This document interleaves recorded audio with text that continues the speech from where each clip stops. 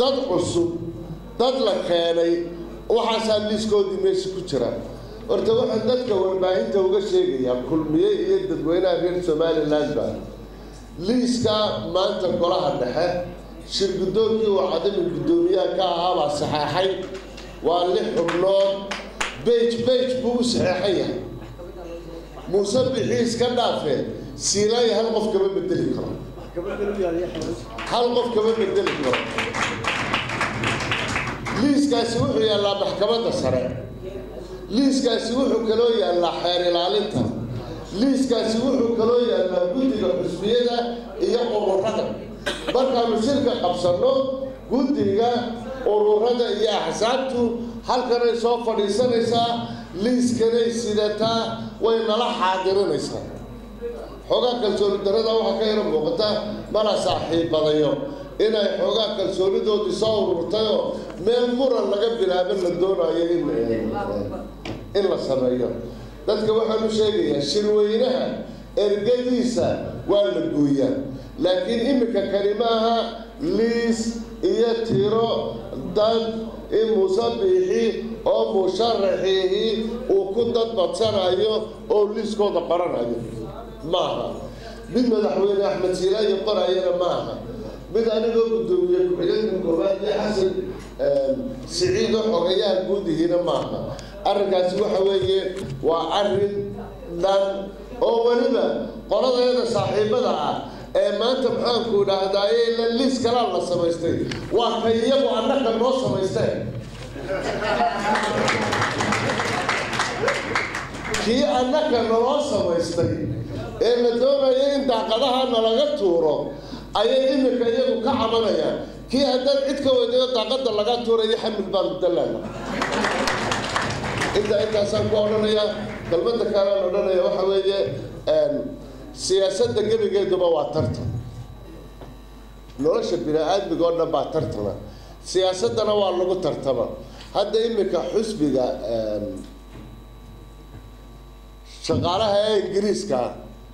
gudoomiyihii ninkii u dambeeyay iska sharaxay Ed Miliband waxa uu kala tartamay walaalkii maxaan ku dhahdaaye kii isaga ka weynaa ayuu kula tartamay laba walaalaa baa tartama laba isu dhalay baa tartama laba maxaan ku dhahdaaye Tony Blair iyo abiyi laba xisbi kala xay Tony Blair Labour ku ahaa aabihina wuxuu ahaa conservative qarjajaas oo xisbiga raasamaaliga ka taliya arinta markaa waxa weeye kollayna waanu soo gaadidnayo waanu soo dhacnayo waana la soo karbaashayo waanu soo waanu soo gaadidnayo anigu hadda imika 4 nin ee sanadta bilaabay baan keligay ka noolahay xilaaantana waa ku dhex joogaa dacmayska yara gudoomiye ku-xigeenka koowaad qoliyaha imika annaka naga soo horjeeda askarta generaalada badabadada arrinkaa kolley mar kalenu ka jawaabaynaa berrita haddii laga helo iyo dowladda haddii maanta wasiiradii kulmiye ka inteen xilka laga bedelay giddigood way ka baxeen kuwa berrita laga bedelaana way ka baxayaan kuwa doorashada maanta laga helaana way ka baxayaan laakiin anigu waxaan ku kalsoonahay inaan bixa haddii laga helo inaanu berrita ka soo baxayno inaanu kulmiye ka baxayno haddii aniga aroorta gudoomiye ku-xigeenka laga bedelana kama bixi maayo waxaana la diinkaa wuxuu idhaahdaa afkaan ku daaqay dooga miyaan cawska la qaadaya nin maraykana baa wuxuu qoray buug la yidhahda being a black hadda waa la iscadeeya laakiin isagu wuu ismadoobeeyey dabadeedna nin madow buu noqday madowgii buu la tegay dhulkii iyo dee ay joogeen dabadeedna wuxuu soo qoray nolosha dadka madoobay oo adkaystaan anigu intii dee ururada siyaasiga ay dalka ka jireen kulmiyaan ahaa berrita anigoo mid cado maxaan ku dhahdaaye u cidaa ama wadanaya miya noqon karaya nimanka cilmiga siyaasadana waxaa la yidhahdaa politics is all about identity سياسة وحوية ومدب كمرسل waxaa la helaya imika xusbiyada Ingiriiska ee wadada liberalka iyo kuwa yaryar ee Mareykanka ee greenka la yiraahdo xusbi 100 sanadood 200 sanadood ay waxba soo helin oo waxba heli jirin laakiin wuxuu diidayaa siyaasigaasi inuu maanta midabka casi marsan yahay Britain midabka buluuga marsan yahay saadambana midabka noocan uu marsan yahay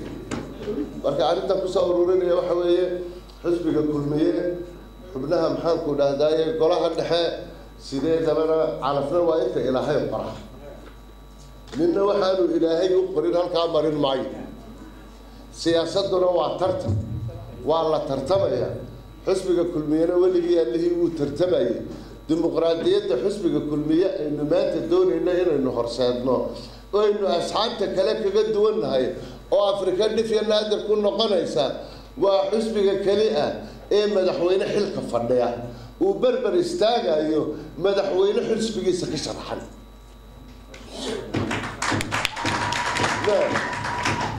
intaana ninaan qarjajaas siyaasiya oo soo halgama oo sidii Nelson Mandela loogu sifeeyay oo kala ah oo soo gubtay oo isagoo yar oo 40 jir ama wax yar dheer wasiiradii Soomaaliya oo cansanaha xilka ka yimi oo qaadan karayo aqbali karaya oo asiilaya hilina ma jiro marka waxaynu leenahay xisbigeenu ku mintidayna nidaamkiisaynu ilaalinayna shir go'aan dhaxaynu sameeynayna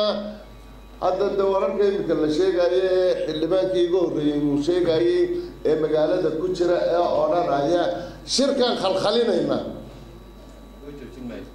maxaan ku dhahdaa buuq